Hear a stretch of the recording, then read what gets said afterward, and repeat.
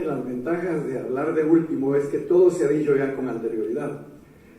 Y una de las desventajas es que uno tiene que ser muy breve para no terminar de aburrir al resto de la audiencia. Entonces yo quiero referirme específicamente al tema de la educación. Parto de la base de una afirmación.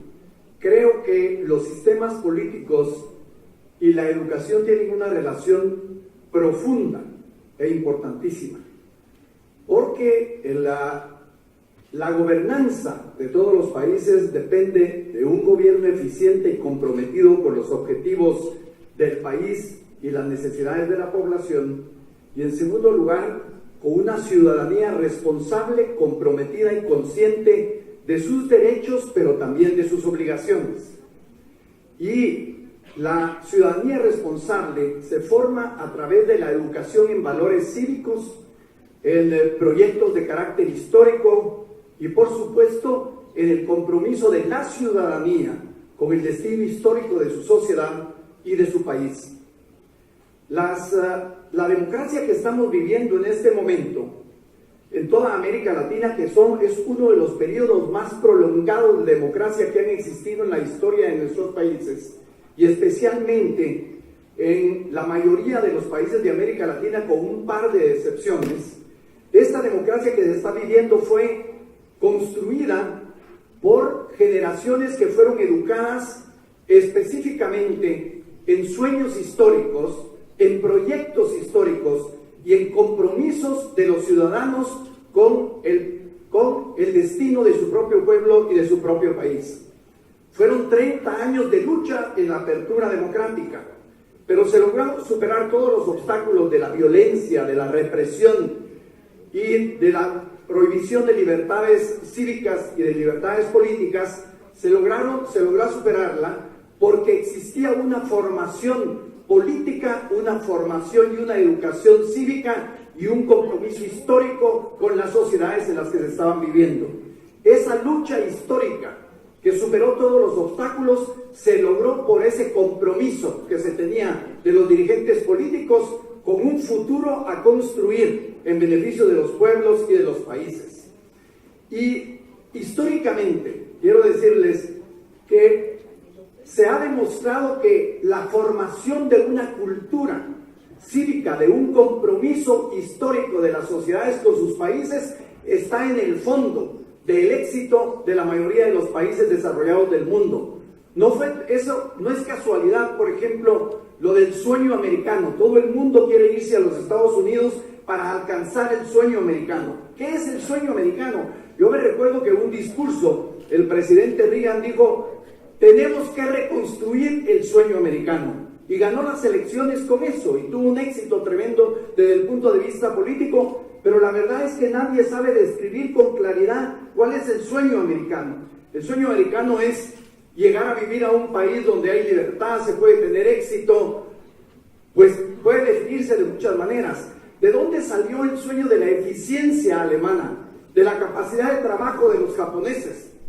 Todo esto fueron construcciones culturales desarrolladas para poder meter a toda la sociedad de un país determinado en la búsqueda de un objetivo específico, la grandeza nacional. Pero en cada uno de esos países, la sociedad y la grandeza nacional se ha construido por gobiernos eficientes, efectivamente, en la mayoría de los casos, pero fundamentalmente se ha construido por el cumplimiento de los ciudadanos con sus responsabilidades y con sus deberes. Durante años, en todos esos países, los ciudadanos han contribuido para el éxito de sus gobiernos con enormes tasas tributarias. Han contribuido con servicios militares comprometidos en las aventuras bélicas de casi todos esos países. Han contribuido con el mantenimiento de ese sueño americano, de esa eficiencia alemana, de esa capacidad de trabajo de los japoneses. Todo se construyó sobre la base de una cultura y de una educación. Pero entonces la crisis que estamos viviendo de las democracias en América Latina es una crisis de educación cívica, una crisis de educación comprometida con el propósito, el sueño y la construcción de una sociedad determinada. Y ustedes lo pueden ver. A partir de la construcción de la democracia en los años 80, los países avanzaron más bien en un proceso educativo dirigido por el neoliberalismo y por las nuevas escuelas del éxito económico, de la independencia de los mercados, en la búsqueda de una formación dirigida a implementar y mejorar la capacidad gerencial de nuestros países, a mejorar, a incrementar la capacidad de hacer negocios y del emprendimiento de todas las sociedades. Pero se abandonó definitivamente la educación que había venido construyendo a los ciudadanos responsables y a los dirigentes políticos comprometidos con los sueños, con la creación de utopías y con la construcción de países que deberían de tener un papel y un rol histórico.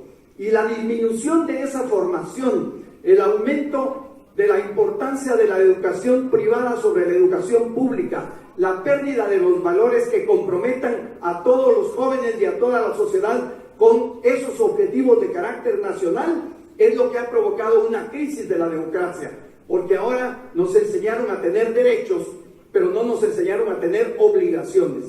Recientemente en Guatemala, la presencia de una comisión internacional de las Naciones Unidas para luchar contra la corrupción y contra la impunidad ha tenido un éxito verdaderamente impresionante trabajando con el Ministerio Público y los organismos de justicia para controlar la corrupción y evitar la impunidad. De su trabajo se han derivado el control y la disminución de las actividades corruptivas y por supuesto ha tenido como consecuencia que muchos funcionarios estén pagando sus culpas y sus responsabilidades en los tribunales de justicia. Pero en este momento, miren, es impresionante. El presidente o el director general de esta comisión en Guatemala adquirió una relevancia política y una importancia verdaderamente impresionante, hasta el punto que en cualquier evento en que lo llevábamos a trabajar para exponer sus ideas, era aplaudido como un líder político nacional y una persona verdaderamente connotada. Pero recientemente cometió un error. Propuso que debería de aumentarse el impuesto para controlar y ayudar al sistema judicial a controlar la corrupción y hacer más eficiente la lucha contra la impunidad. Y en este momento está recibiendo una crítica sistemática de todos los sectores de la población, criticándolo por haber propuesto el aumento de un impuesto. ¿Qué es lo que refleja esto en nuestro país y probablemente en muchos países de América Central?